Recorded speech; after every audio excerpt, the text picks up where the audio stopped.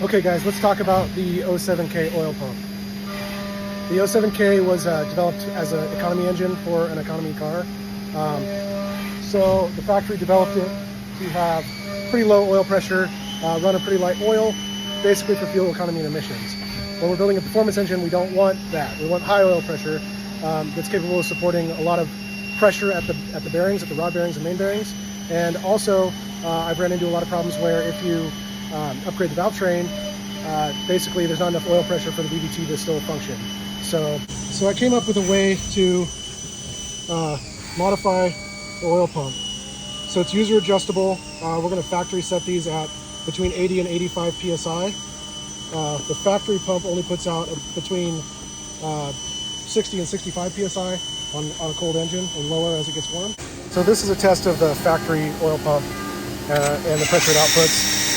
I'm using a drill to drive the oil pump.